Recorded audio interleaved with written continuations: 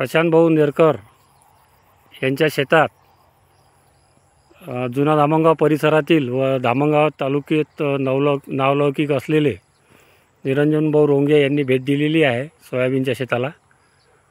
त्यांना आताच निरंजन भाऊबद्दल सांगायचं म्हणजे उत्कृष्ट शेती आणि फळबागात त्यांचा हातखंडा आहे आणि सोयाबीन कपाशीचं पण उत्कृष्ट पीक ते कमी खर्चात घेतात.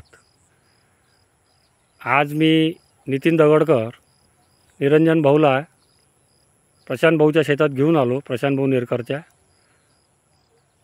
त्यांनी सगळं शेत पूर्ण फिरल्यानंतर त्यांची प्रतिक्रिया आपण आता घेत आहे. बोला निरंजन भाऊ.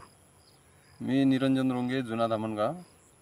आज दिनांक नितीन भाऊ दगडकर यांच्यासोबत श्री प्रशांतराव नेरकर यांच्या शेतात आलेला. त्यांनी ही सोयाबीनची variety Jawaharlal institute of research soybean research centre Indore इथून आणलेली आहे आणि हे जवळपास 10 एकराच्या जवळपास शेतात आहे. तर या व्हरायटीचं वैशिष्ट्य म्हणजे या व्हरायटीला शेंगावर लव असल्यामुळे यात किडीचा आणि आपण त्याला सकिंग इन्सेक्ट्सचा प्रादुर्भाव कमी असल्यामुळे याला शेंगाची संख्या भरपूर आहे आणि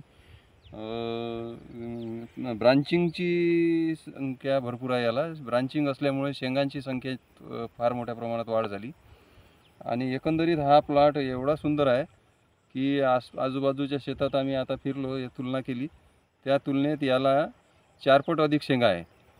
आणि प्रशांत भाऊ नेरकर यांचं मॅनेजमेंटसुद्धा योग्य पद्धतीचं असतं.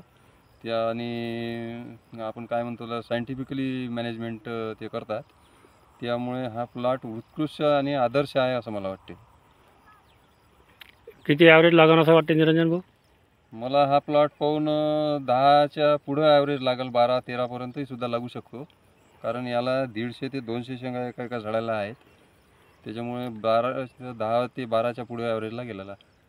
नियोजनात काही कुठं असं केलं असतं? नियोजन एकदम उत्कृष्ट आहे आणि सायंटिफिकली आहे.